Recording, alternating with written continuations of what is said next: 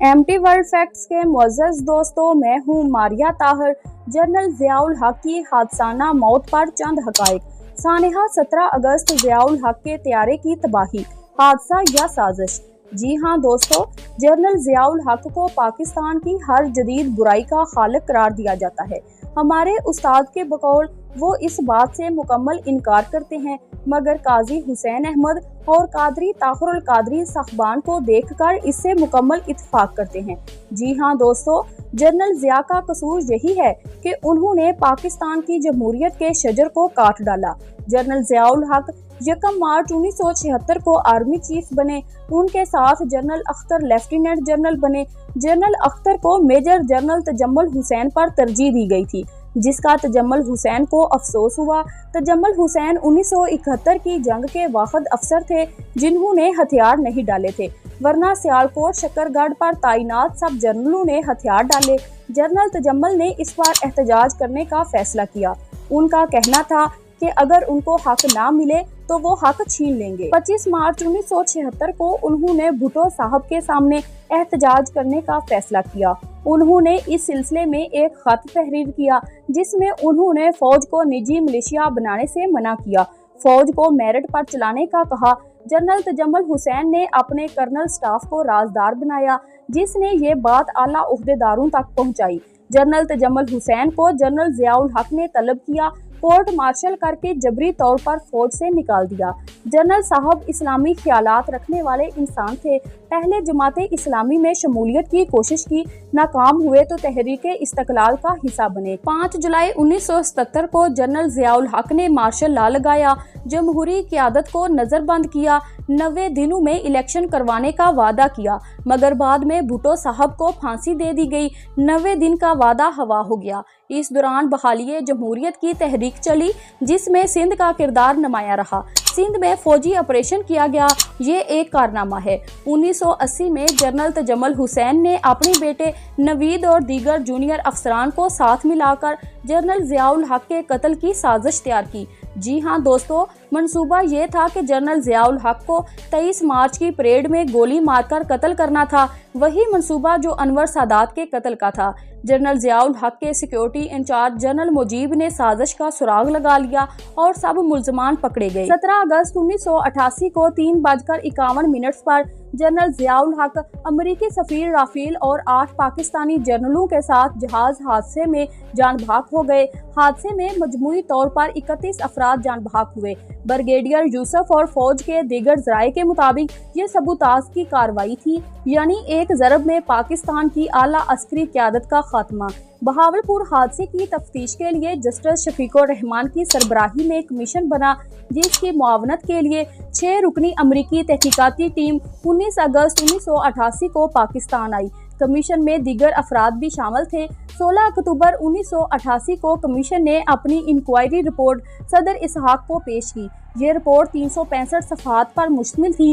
Report में 3 शकूक का इजहार किया गया। अव्वल, जनरल ज़ियाउल हक का कत्ल अहमदियों ने किया है, दोम कत्ल अहले तशी ने किया और आखिरी जनरल ज़ियाउल हक का कत्ल अमेरिका या दीगर गैर मुल्की कुव्वतों ने किया है। एक बात पर इत्तफाक किया गया कि कार्रवाई के लिए फौज के अंदर ही किसी आदमी को इस्तेमाल किया गया है। यहाँ से नई तहकीकात शुरू हुई। 16 अक्टूबर 1988 को एयरफोर्स के 3 आला अफसरान पर मुश्तमिल कमेटी बनाई गई, जिसने जहाज हादसे की तमाम फ़नी और तकनीकी तहकीकात करनी थी।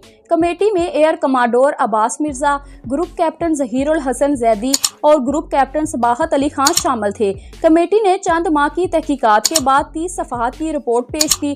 पाक फ़ज़ाइया की रिपोर्ट के मुताबिक जनरल ज़ियाउल हक के त्यारे को ना कोई फ़नी खराबी थी, ना किसी ने इसको मिसाइल से गिराया, क्योंकि जहाज पर ऐसे किसी निशान की मौजूदगी का पता नहीं चला। जहाज के मलबे का कीमियाई मुआयना Pakistan institute of nuclear science and technology से करवाया गया, जहां से तहकीकात ने नया रुख अख्तियार किया। जी हाँ दोस्तों, यहाँ आपको बताते चले कि कीमियाई तहकीक के मुताबिक जहाज के अंदर पेंटाएरी 3 टूल टेट्रा नाइट्रेट यानी PETN की मौजूदगी का पता चला। ये एक कीमियाई मुआद है जो धमाका खेज हथियारों में इस्तेमाल होता है। ये मुआद सिर्फ चंद आला आला लेबॉर्ट्रीज में ही पाया जाता है। आमतौर पर इसका मिलना नामुमकिन है। जी हाँ दोस्तों, ISI को दौरान तफ्तीश मालूम हुआ कि जनरल ज़ियाउल हक के तैयारे के पायलट सजाद हुसैन का ताल्लुक गिलगित बल्तिस्तान से था। याद रहे कि जनरल ज़ियाउल हक दौर के आखिरी दिनों में गिलगित बल्तिस्तान में शिया हकूक तहफ़्फ़ुज़ की तहरीक चली, जिसको कुचलने के लिए ब्रिगेडियर परवेज़ मुशर्रफ को भेजा गया। तहरीक को कुचल दिया गया, मगर जनरल ज़ियाउल हक की मौत भी लिख दी गई। 5 जुलाई 1987 को शिया आलम आरफ हुसैनी को शहीद किया गया। कोहाट और गिलगित बल्तिस्तान में अहले तशी ने सजाद हुसैन को कत्ल का बदला लेने पर माइल किया। कहा जाता है कि सजाद हुसैन को उस वक़्त काम के लिए 30 लाख रुपए अदा किए गए थे। सजाद ने जाते वक्त अपनी मां से सिर्फ ये कहा कि बड़े मिशन पर जा रहा है, ये एक बड़ी कीमत थी। 1999 के आगाज में ISI ने पायलट अफसर अकरम अवान को गिरफ्तार किया। अदारे के बकौल अफसर रा और मोसाद के लिए जासूसी करता था।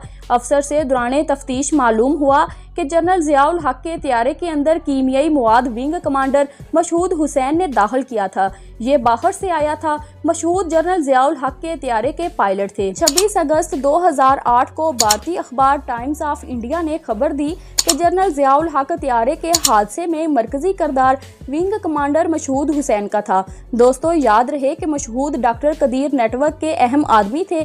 पाकिस्तान और चीन के दरमियान एटमी टेक्नोलॉजी की मुंतकली के लिए 100 के करीब परवाजें हुई। सबके पायलट मशहूद हुसैन थे। 1990 में जब नवाज हुकूमत आई तो तमाम तहकीकात को आम करने का फैसला किया गया। जनरल असलम बेग ने मुखालफत की। उन्होंने मुनासिब वक़्त का इंतज़ार करने का कहा, जिससे शुबहात ने जन्म लिए। एजाजुल हक ने उनको सान्हे में मुलव्वस करार दिया। मिसेज अख्तर के बकौल उनके खामद जनरल अख्तर को इम्तियाज बिल्ला ने तैयारे में सवार करवाया। 1993 में तकबीर को दिए गए एक इंटरव्यू में एजाजुल हक ने असलम बेग पर इस साजिश का इल्ज़ाम आयद किया। उनका कहना था कि उनके वालिद को मेजर जनरल अब्बास दुरानी ने इस मीटिंग में जाने के लिए आमादा किया, वरना ऐसी कार्रवाई कभी किसी आर्मी चीफ ने नहीं देखी, ना कभी दौरा किया।